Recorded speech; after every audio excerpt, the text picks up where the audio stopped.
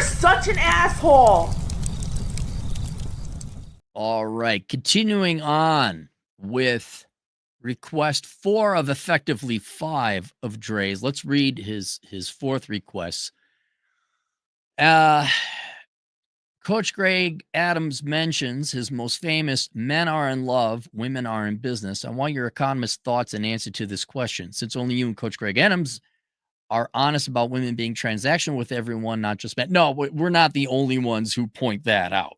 I'm sure the oldest profession had many men paying for it saying, hey, men are in love, women are in business. I think we're not the first philosophers to observe this phenomenon. But since you and CJ put his YouTube channel, Free Agent Lifestyle, in the description to help him out. Well, I'll mention it there. I think everyone knows who Coach Greg Adams is on my channel because there's a fair amount of overlap. All right. So, like all, let me get the screens organized, get my notes up here because I want to make sure I do this right. Okay. Like all things, I figured this out in the shower because that's where I sit down and do nothing and there's nothing else to do. So, come on, this line of thought with me, right? First, let us take the male sex drive and ask what is the point and purpose of it? Well, the point and purpose of it is to make future humans, right? Just to perpetuate the human race. But if we were to remove the purpose of breeding, what then, or what purpose then does the male sex drive serve? And if you remove more little human beings, you'll find out there really is none. It just happens to feel good, right? It's this activity. It serves no purpose, but it feels good. All right. Well, one could argue that's video games, right? There's nothing, video games serve no purpose, but it feels good. You know, playing baseball with my nieces doesn't serve no purpose, but it's fun, right? And there's nothing wrong, right? Sex without consequence is fun. And it should be fun. Should. Here we are in Shooterland. Now, let's throw a curveball into this. What if you're compelled to have sex, though? Right? You got this compulsion, this compunction to have sex, which you do because it's your genetics. It's the male sex drive. So tell me, we got the ingredients here now. I'm going to list the ingredients. You tell me what we got. Okay. You have a case where you're compelled to feel good. There's no value that comes from it. Right. But it's this compunction. You have to have it because it makes you feel good. Almost to the point you can't live without it. And what we call that, and I think you all know where I'm going, is called an addiction. You got an addiction. Now, can addictions be good, right? Is there such a thing as a costless addiction? Right? Let's say you got addicted to the gym. It's not bad, right? Unless you take it too far, but there's nothing wrong. Like that's good habits. You get addicted to hugging your children. Oh no. You're addicted to food, right? So as long as the addiction is good and healthy, and sometimes you need it for survival, I'm sure we all have an addiction to breathing. Yeah, it's kind of good we got these addictions, right? But if it starts costing you something, right, and it starts lessening your life, now it's your classic case of a drug. It's a bad addiction. Like whether it's alcohol or drugs or whatever else, you start missing work. Cost you money, and above all else, you feel miserable, right? You feel good at first, but you feel miserable afterwards. So here's riddle me this, riddle me that. Who's afraid of the big dark bat? Guys, is sex costless? Oh no, it ain't. And I should have picked up on this economic reality of the nature of the relationship between men and women. I should have known the true economic nature between men and women is an addiction. Men are we're the addicts, and women are the drug dealers. It's basically what it is. There are suppliers. And going through the book of Numbers, I remember the numbers on the top of my head. Guys, we're addicted by programming, not our fault. God, nature, whatever you want to get. We are hardwired to be addicted to sex. And what does it cost you? Well, here in these United States, we'd have to adjust for about 3 to 4 years of inflation. You're spending $265,000 cash. The average guy, cash. That doesn't include your time. right? If there was no girls, if you didn't have a sex drive, what would you wouldn't go to get a master's degree. You wouldn't work that hard. You see that meme going around where men think it's perfectly all right to live like this. Is just the rolled out bed. It's not even a bed. It's just like a floor mattress, a TV, and a PlayStation. Right? That's a guy who gave up on pursuing sex. That's a guy like, forget it. I'm throwing in the towel. I'm doing my Adderall and eating my chicken tendies. I'm just playing video games. But I took all the time and money that men invest in their pursuit of women. I prorated the time at a average wage at those different ages of those men. And I asked a simple question: what do you just threw it in the S&P 500? Like, what's your true opportunity cost? By the time you die, you're looking at $9.6 million. What, even me, average person? Yes, even you, average person. And it was kind of funny when I came up with that $9.6 million cost. I'm like, that kind of is the value of a life, isn't it? Don't you think? You know, all you're 79 years on this planet and everything you could have done. And not that you would have made $9.6 million, but in terms of the value of a life, I don't know. 10 million sound, you know, at least to you anyway, sounds about right. Now, this, of course, irrationally assumes you took all your money and instead of chasing tail, you threw it all in the S&P 500 and rates of return. With all I'm saying is that the pursuit of women and sex, for the most part, costs you your life. And that's just the economic costs, right? That's just your explicit cash expenses and then your financial opportunity costs. I had you invested in the S&P 500. It grew for 60 years compound interest. That says nothing. And this is really where the parallels, the more and more I thought about this, the more I realized, man, the parallels between this and addiction are so real. Because it is an addiction. It's the non-financial costs. Like I'm an alcoholic, right? Now I haven't drank in 4 years. And it was great. It was a fun time while I was doing it. But after a while, it fucks with your mind. The hangovers are horrible. And thank God it never got to the point like it destroyed a family, or I lost a career, I committed a crime, or murdered someone driving drunk, right? That's the real part where the drugs fuck you over. Okay, financial costs, certainly there's a price to be paid there. But when your life is ruined, it's horrible. And geez, I don't know. Do lives get ruined with divorced and destroyed families and homes? Oh, it does? I'm so thankful I never had kids because of the unreliability of women to, be there until the kids are 18. I don't expect to be there, death do us part.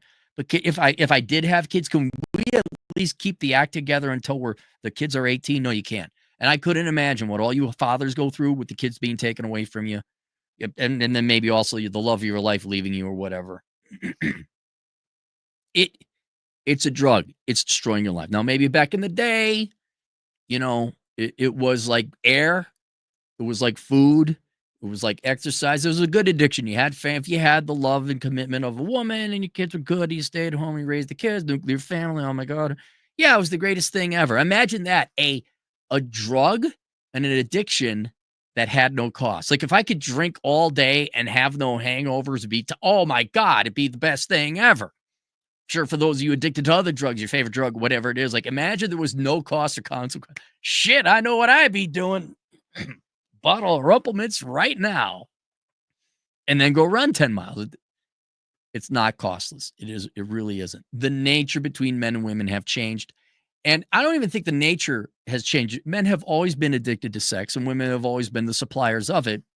It's just that your drug dealer would marry you and commit to you. And this is where the analogy falls apart. Or maybe, no, actually it maintains.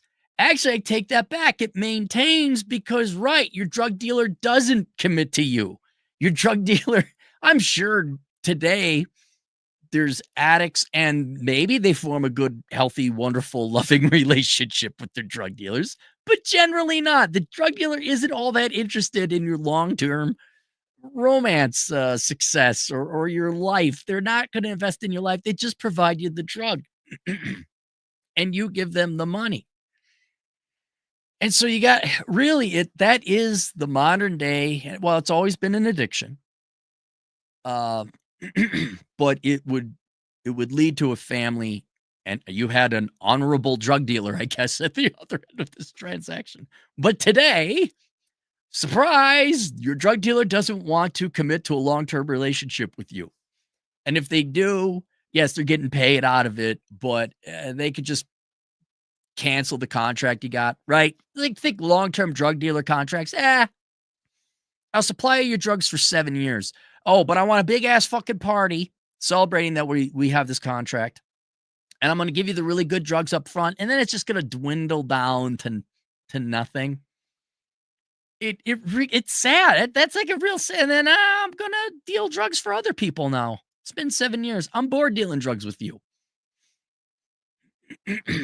And so you guys have got to go, even if you're not addicted to a drug, at least go online and look at the 12-step process of getting rid of addiction.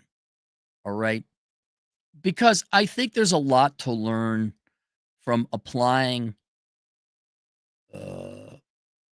getting sober, whether it's alcohol or drugs, and that process, and applying it to the relationship between men and women, and treating your sex drive, the male sex drive, like a sex addiction. There's actually Sex Addicts Anonymous. I'm sorry, it's bullshit. Men are addicted to sex. Yes, that's how it is. You're normal. If you weren't addicted to sex, something would be wrong. Maybe women got that problem, but that's a different thing. But yes, your sex drive is an addiction to sex, man. It is. And since there are someone paid me to do a Clary test on some voice actor who also had troubles with inappropriately approaching women. Even if you're not married, even if you're not getting divorced and all that, it gets you in trouble. You could lose your career, you could lose your job. There are costs to it. It very much is a drug. And I think taking your approach and treating it like an addiction, like a drug, it makes a lot of sense. Now, I'm not saying give up on it. I'm not saying there isn't the right drug dealer out there for you. There's a drug dealer out there for you. There's 4 billion drug dealers on the planet. You just got to find one. But I think will help you govern and kind of control and stay out of trouble, where what would have gone for normal male behavior, men's sexual interest in women in the past would have been like, okay, fine. He patted me on the ass, or he asked me out at the holiday party. That didn't result in careers ending and families destroyed and lawsuits. Now there are more costs. It's like back in the day. I don't even think drunk driving was that big of an offense. But hey, it's $5. Don't do that again. And now it's depends on the state, I guess. It's $17,000 and you get your license revoked and all this other shit. It's just, it would serve men well to understand that the true economic nature between men and women is that of addiction, and to control your addiction so it doesn't ruin your life like any other drug would. And so, to help you with that, I didn't provide these resources with that in mind. But there is the book of numbers, Analyze the ROI in the Pursuit of Women. I got this right here. This is the Better Bachelor edition. You can get the regular edition. It goes through all the expenses you're going to spend chasing pussy. Okay. It's total costs at the end of the day. It's total. Ask any guy who's older. Oh my God, all the time I wasted chasing girls in my teens and 20s. I'd have so much more money now. It is a total cost to your life financially. Then you have the menu, Life Without the Opposite Sex, right? That is, okay, I have to give up this drug. You should probably supplant it with something else, right? And by the way, the menu is based on the fact that half the girls out there, half the drug dealers aren't going to marry you and deal drugs with you anyway, right? Half of you aren't going to get drugs. So you're going to have to figure out what else is there to do. And continuing on with the analogy, it's like, okay, there's a substitute drug or a substitute vice. I ate a lot of ice cream, kind of ate whatever I wanted. Inevitably got off of that too. I mean, I still eat ice cream, obviously, but I gave up the booze, and then, okay, I'm going to go pursue something else. Same thing, the menu, Life Without the Opposite Sex. Ladies, you're not going to have clients to deal to. So you're going to have to find out some things to deal or do something instead of deal drugs. I don't know what it is, but I got that listed in the menu too. But Yeah, it helps to have a substitute addiction, something that's healthier. That's one. I mean, if you're addicted to hardcore drugs, like, dude, choose whatever vice you want because it's better than heroin. You want to eat McDonald's every day? Go eat McDonald's every day. You want to play video? I mean, really, because you're gonna die. Um, so the menu gives you a bunch of other things to do with your life. I mean, you're like, Cappy, what do you want to do right now? I want a bottle of chilled fucking Rumplements. That's what I want right now. The addiction never goes away. You guys are never going to not want pussy, but go and focus on some other things. And the menu will give you those substitute drugs, a list of them. And then if you really want to focus on something that keeps your mind off of it, whether it's giving up addiction or tragic loss or something, you got to keep your mind off of the tragic loss.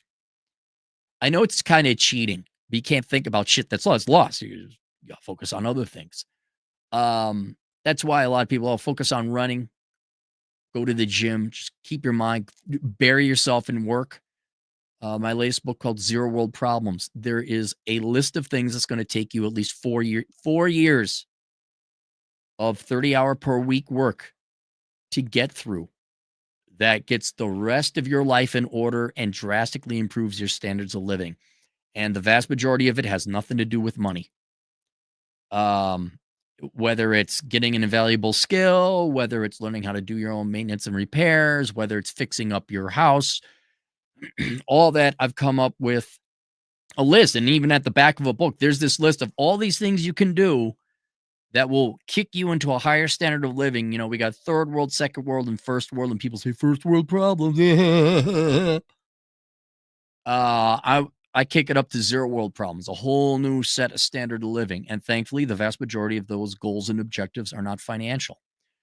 What's also great is instead of you wasting your time hanging out, whatever, a nightclub or a bar, going out with Bipsy and listening to her talk about bullshit and like, is Peen going to get touched now? Nope. You went and you sharpened the blades on your lawnmower. You installed shelving at the house. You improved your fortress of solitude. You focused on your life and what was under your control. And dude, think about that. $265,000 cash.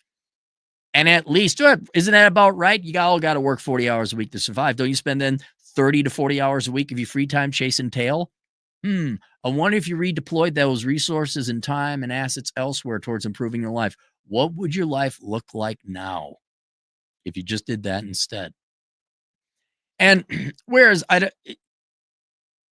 this isn't to accuse women of having the moral caliber of drug dealers. I'm saying functionally they're like that.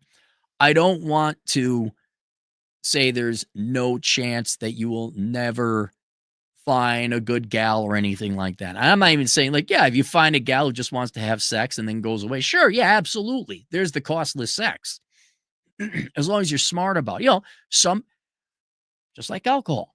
Alcohol plays a wonderful role, especially in American life. If you look at it, all socialization is based around it, right? You go to the bar, you have yourself a glass of wine. You go to the thing, you get yourself a nice scotch. Oh, there's scotch culture and wine culture. All the micro brews. I know I give Chad a lot of guff for it, but there's the micro brews. But for some of us, it just ruins our lives. And I think sex is way more of an addictive and life-destroying drug unless you know how to control it. So just as I don't want to deprive people of alcohol in their lives because it can bring great joy and it even to this day, even though now it's highly illegal, it gets some people laid. It turns off women's mind, and they're like, "Oh wow, I can relax now and actually enjoy sex." And then they enjoy the sex, and then later on, then they get sobered back up. Oh my god! Oh! Not our problem. That's an aside. Yes, sex can be enjoyable. I don't want to deprive people. I don't want you to deprive you. Find a nice gal if it's out there. But I think men would do themselves a service understanding the true economic nature between men and women is that you have an addiction to women and that you got to control that, manage it correctly in your life so you don't ruin it like an actual drug addiction. And so those are some resources below the book of Numbers to understand how little reciprocal interest women have in you. Also, what are the things you have to do to actually get women to like you? So that's in there.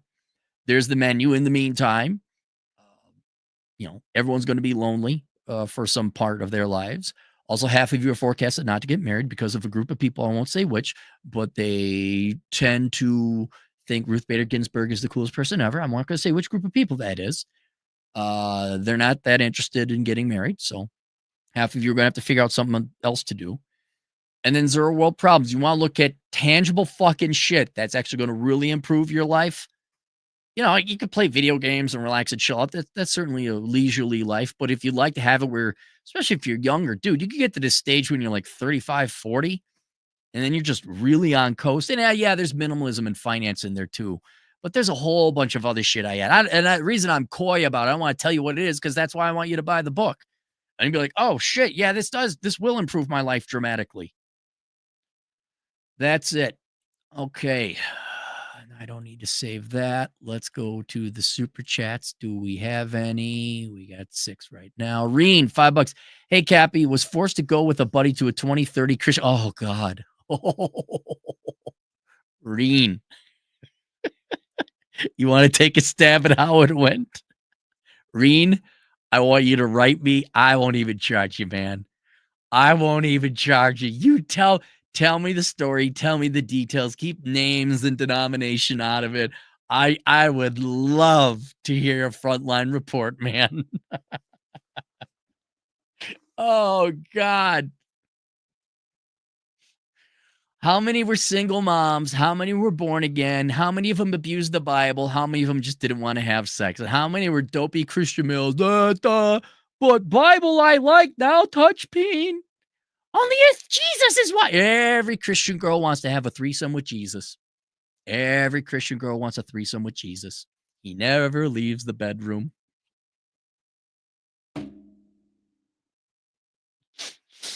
Magnum Opus, $5. I wish I could get the time I wasted on women back. The trade-off, you sober up. Yeah, you do. And I mean, kind of have. I mean, this is a pretty good analogy. You get older, like anything else, unless you're actually addicted. Men aren't like that. Your testosterone goes down. You're like, I've had my fill. I'm tired. You start doing DoorDash, like DoorDash, but be for women. Like you bring the women to you, like, oh, hey, yeah, I'm gonna DoorDash a gal. She comes here. I'm not going to like, I'm not going to the boomer bar where you flip your logo of your keychain up so all the other boomer women could see you got a Mercedes. I'm never doing that. I'm never doing that. That will never happen. It will not happen. That is going to be exclusively a boomer phenomenon, and it will die with that generation. Femboy Fantasia, boys, get a nitrile glove, a sock, and a pick of your favorite waifu. You'll never look back. My maid costume is in the mail, by the way. Cool. Good for you. Glad that's a thing. Reed Schwartzer, $5. Well, the drugs aren't as good anymore. Equals fat. Yes, true. Second, what happens if men get off the drugs or substitute, aka Nebraska? Well, at least Nebraska doesn't cost you. I mean, and can you get addicted to Nebraska? Yes, I guess you could. I guess that's a thing. But that'd be like me getting addicted to chocolate ice cream. All right, it's better than the booze. It's less costly than the booze. It's less costly than the real thing. And yeah, not only you point out the drugs aren't as good as anymore when we're getting overweight. They're not as pleasant. I mean, it depends on what the drug is. Is it sex or is it also like long-term commitment? Which is why I have the drug dealer with the unlikely 7-year contract to supply you with drugs, and then the drug dealer leaves. But also the frequency, that whole marriage thing. It's just, you want to kill your sex life, get married. Guys are getting way more intelligent. They intuitively already figured out this was addiction. Drug use is even down, right? Alcohol use is down, drug use is down. Although I guess drug use migrated to legal drugs, prescription drugs. But Nebraska use has gone up. So they are getting smarter. The consumers in the market are getting a little bit more intelligent. But I would say more for the psychological benefits. Like, that was one thing I loved about getting off of booze, is not having to worry about should I drink or not. And I think it's the same thing. Should you go to the nightclub or not? Should you ask out the girl or not? Like, yeah, if I really want to, you'll ask her out. If you really felt like going to a nightclub, cool. But if you don't, then you don't drink. You don't want to do it, don't do it. It's just when you have that first drink, you're like, you know what'd be great right now? A second drink. Yeah. But I think a lot of guys, they're just like, yeah, the price of wine, price of a glass of wine got too expensive. Price of heroin, yeah, I can't afford it. And they're going somewhere, or like the heroin quality's been going down. Yeah, I don't. It's too much of a pain in the ass to get it. YouTube viewer, $5. Hope hurts. I have mostly given up, but a tiny part of me still hopes I will find the right drug dealer for me, and this hurts. You're never going to not have hope. I'm never going to not want booze. You're never going to not want woo-hoo say. Okay? You're never not going to want it. You got to accept that. That's a fact. How do you deal with it? And that is where you manage your expectations, right? Here's a great thing. You find the right girl, it's great. Then that addiction becomes a costless addiction. It's called happiness. If you girls could imagine that. I know, crazy girls. But that's in your category. We don't control that. But yeah, I mean, it happened in the past. It still happens today, obviously less frequent amounts. You find the right girl, she's more than happy to be with you. She provides you the thing you want, you provide her the thing she wants. They enjoy the drug transaction, right? It isn't like, here's your drugs, give me your money, get the fuck out. They love selling drugs. It one of the quickest ways to contentment and peace and arguably happiness. What? You go look up how willing drug dealers are willing to supply sex to the market. This is get the numbers in. Boys, you need to set aside your emotion. You need to set aside your hope. You can't be a poor black kid in the ghetto and Obama's getting elected and you're like, hope now, man, same color I do now. No, you got to give it up. Got to give up that hope. It's not under your control. That guy just got elected to say pretty things. It's all you need to know the math and the reality on the ground so that when you go like, this is the statistical chances of this having success. And if it doesn't happen, that's fine. They were low to begin with. And also, and looking at all these numbers and statistics, here are the key metrics I need to improve. I'll tell you right now. Be tall. That's the joke. But it is true. Be tall. And since you can't control that, work out and ask out girls more. Asking out girls more is the number one thing you can do. And you know what? You're going to get shot down the majority of the time. Don't feel bad if you get shot down the majority of the time. You are always going to get shot down the majority of the time. And you know what? Let's say you did it all right and you worked to the gym and you asked out all those girls and still it didn't happen. You know what you're going to have at the end of that? You're going to have no regrets. You say, I did it. I don't have to worry about that.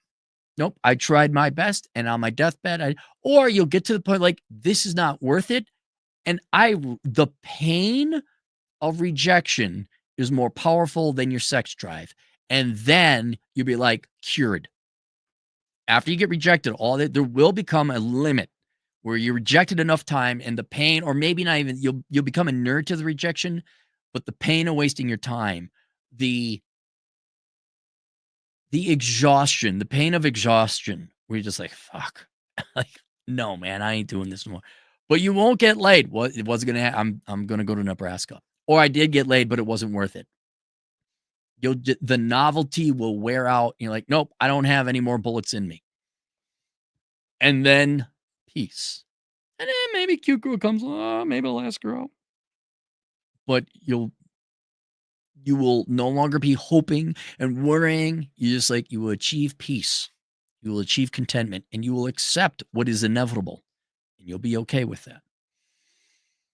Sam Whiskey, most American name in America, $5. In the name of God, do not end up on Access Vegas between two girls. No, I'm never doing it again. I'm never doing that again. I'm not.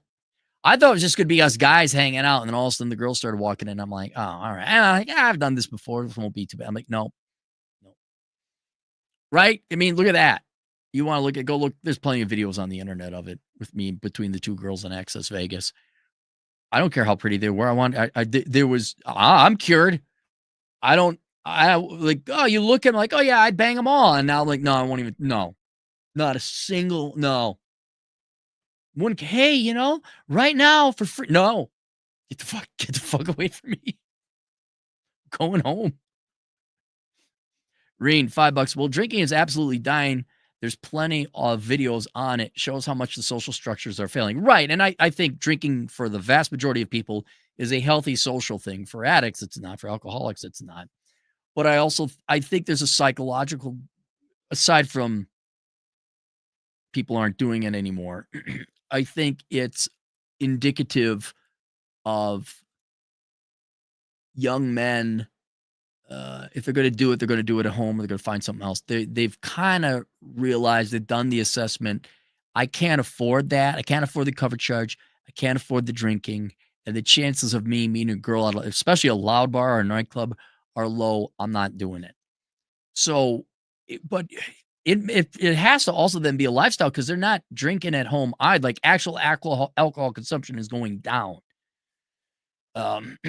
It's not just they're not going to the bars and then they're drinking the same amount, if not more, at home. I think consumption is going down all around, which is that's fine. That's fine. That's healthier.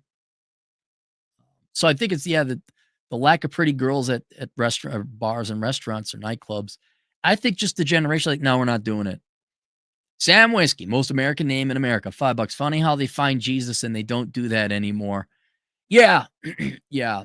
I feel so bad for you modern day Christians, boys. I mean, these girls just none of these Christian. This was even back in my day. None of those girls were Christian. They were just using the religion so they could just have something to control you with and deny you sex. That's all it was. That's all it was. Glorfindel, $2. So Glorfindel, you don't have to say anything, but is that like sounds like Lord of the Rings name or something? We must go to the realm of Glorfindel and align with the orcs. Glorfindel, $2. Nebraska is the tool of national self-deletion. Oh, like a whole group of people because they're not having kids. I disagree. At any point in time, look, you're misapplying fault. That's what it is. You are faulting the wrong persons, the wrong group of people. Women cut off the sex. Women don't like sex that much. Women don't need men. Women are like, well, we could provide sex, and they have chosen they don't want to provide it. And all the different data points I could point to is waistlines. Women are not that interested in men, and they're just not that interested in giving men sex. Certain men, yes, of course. I'm aware of that. But your average guy, no, because they don't have to, and they don't want to. Men are reacting to women removing themselves from the market. Both parties are leaving the market. Women are the one that left first. That's it. And now men are leaving the same. And now it's like, because if your premise were to be true, that men are going to Nebraska initially, that implies that sex was still on the table. Sex is drastically less on the table than it was before. Women were the initiators. They were the chicken or the egg. It was women withdrawing sex from the market. Men are reacting to that.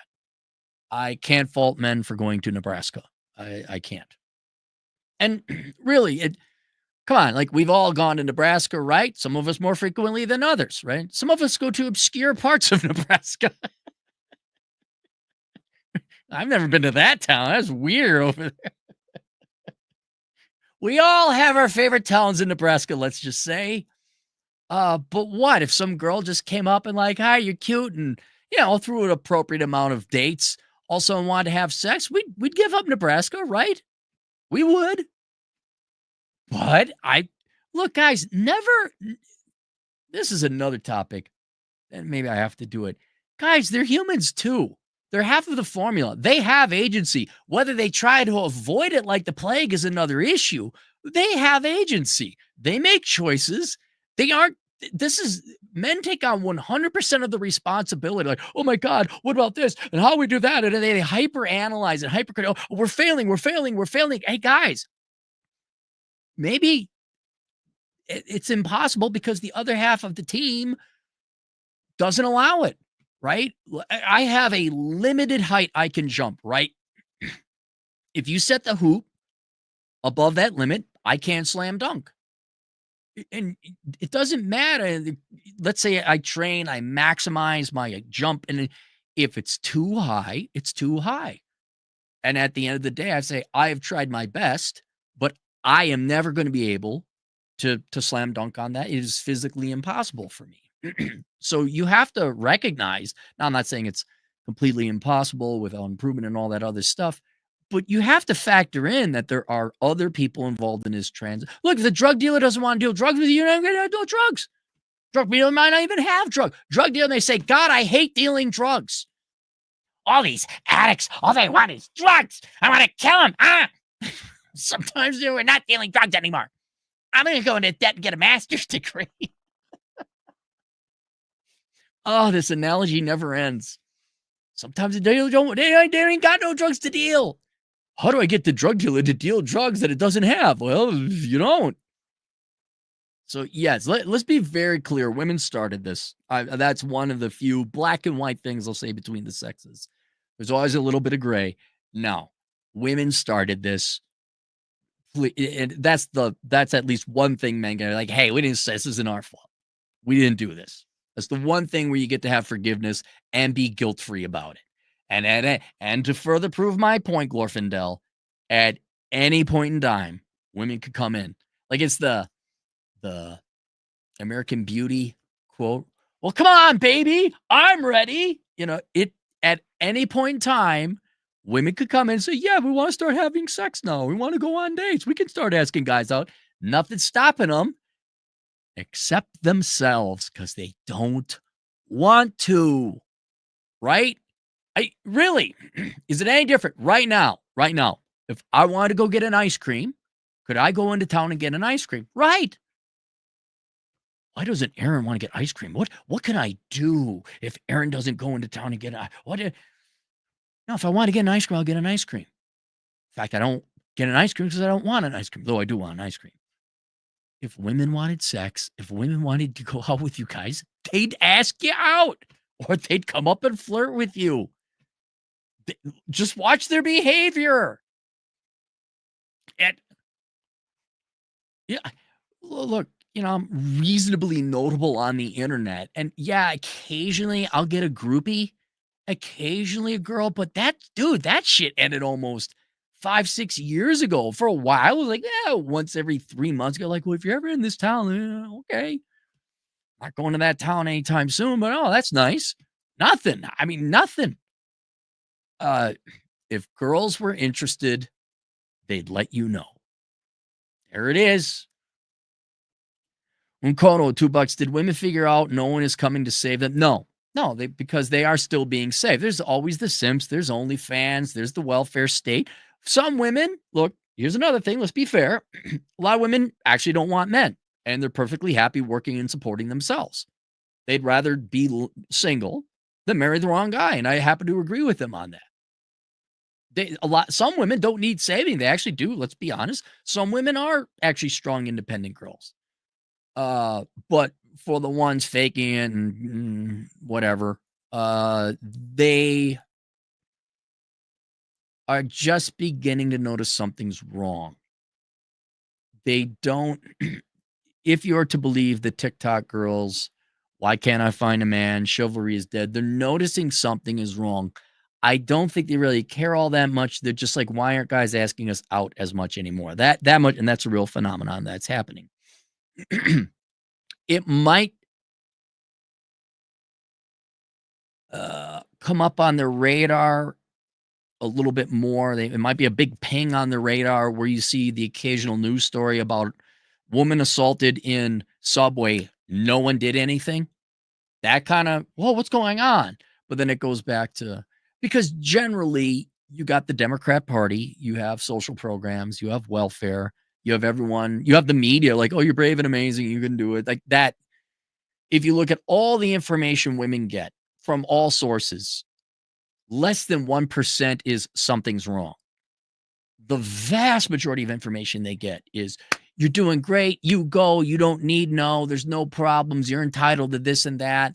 But then it's not even words, but all of a sudden, a gallon of gas is $5. Why are prices high? They don't make the connection that, well, you told men to fuck off, and so there's less oil workers. Or there's the electric grid goes down, or there's a brownout. They don't make that connection. Why isn't it? Why? But things will start to pop up and creep. And you're gonna have more and more of that happen. But it's gonna be a ways. I mean, I don't think the economy or society is gonna collapse. But no, society's still, we got the electricity, my internet's okay. Gas is somewhat affordable. No one's invading. It's only going to be in individual instances where someone is attacked and no one can. Remember, there was that video where I think it was University of Chicago, and they got it on video where there's just this male college student sitting there, and he's watching the girl at a robber came in, or whatever, burglar came in to try to steal her purse. Now she did fight him off, but he tried to steal her purse, and the guy's just sitting there watching. So there'll be very stark instances like that, but that's there. That's on the, oh my God, men are horrible. Why didn't he do something? It's going to be like, oh, the electricity went down for a while and the cops went on strike. And where are the cops? Well, don't you have on your profile, all cops are bastards? Where are the cops? Where's the electricity? Oh my God, what happened? Maybe those individual people might know and realize it. Generally, they'll know. Not really. Glorfindel, $2. At first, Nebraska ladies are hot until the crash. Well, okay. If you have an addiction to Nebraska, we should stop that. But Nebraska has always been like an in and out visitation for me, both literally and figuratively. Like Nebraska is not, you just drive through, there's nothing in Nebraska. But if I visit Nebraska, it's to get it out of the system so I can move on in the day. I don't hang out in Nebraska. 5NK4 Dork, $5. What are your thoughts on the statistics that strip clubs are seeing fewer and fewer guys coming in and spending money? Economy or lack of interest? I think they've been replaced digitally. I mean, like any other economic phenomenon, it's not one thing. Yes, it's the economy, slower economy, less wages. I think Zoomers we pick on them for reasons that they should be picked on. But you also have to hand it to them. They're a lot more street smart than previous generations. I've always thought strip clubs are stupid. I'm like, why am I going to pay you to sexually torture me?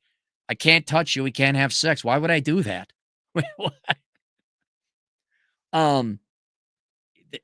Yeah, you could go to OnlyFans. Is it better in person than digital? I suppose so, yes. But yeah, I just think they don't have the money. I think they're more smart. Like, why would I pay for that? I can get that on the internet for free or near free. I don't have to leave my home. Strip clubs are dumb.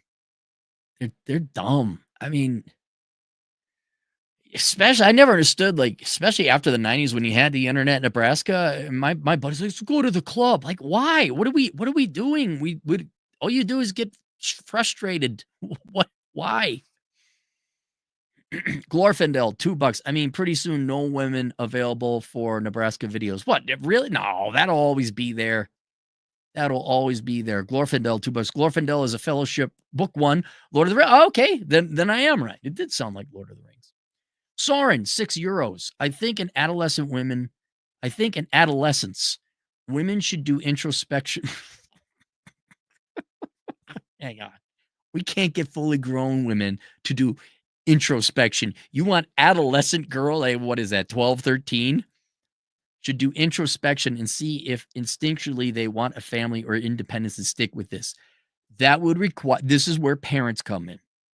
Loving parents. where and you should well, and you know what sort? It's the same thing once they hit puberty. It's not the majority of them, but some of them aren't gonna be straight. And this is where parents will come in, but we don't have parents, we have breeders, and mom goes off to work, drop off the kids at daycare, and dad's just a little Minnesota father bitch, okay? 12, 13, little Susie, what's happening to my body? And you have the talk, and then dad and mom like, "Look, okay, here's the deal.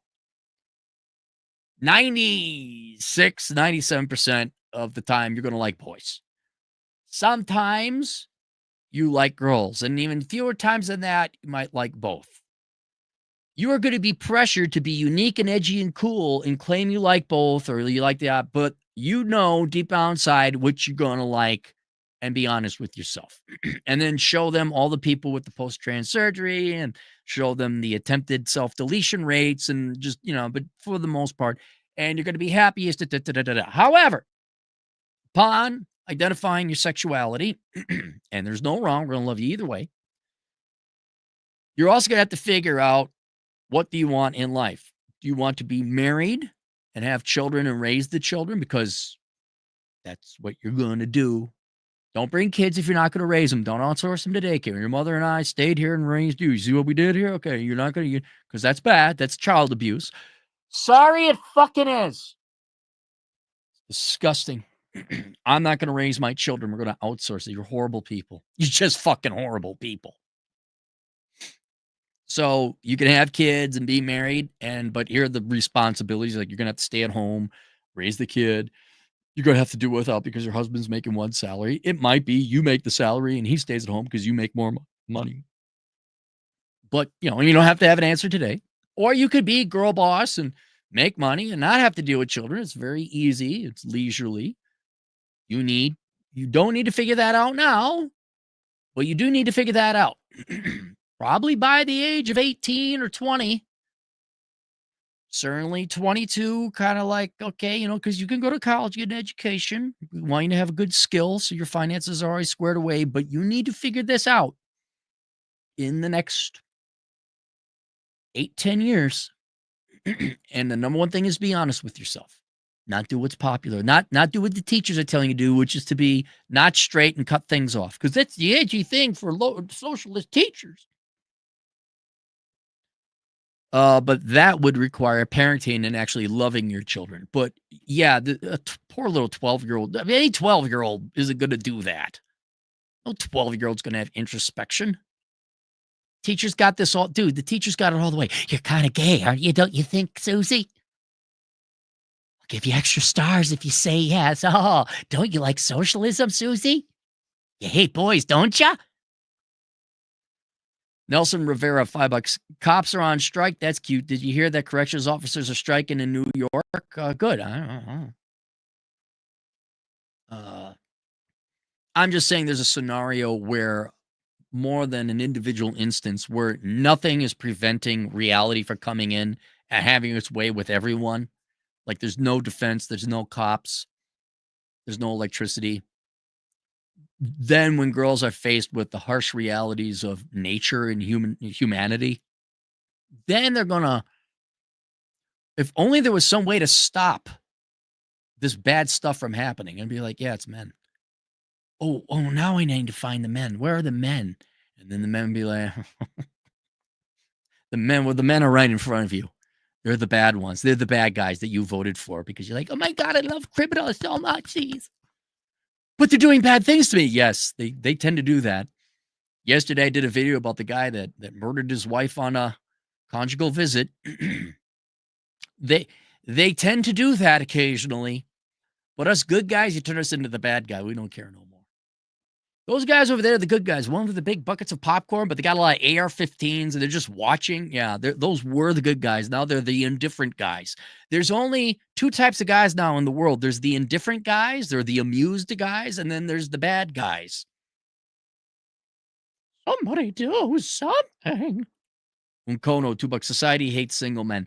I don't know if society hates single men. They certainly don't give a fuck about them, though. And they certainly seem entitled to their labor. They are angry if you men do not work and slave away. They're real pissed off.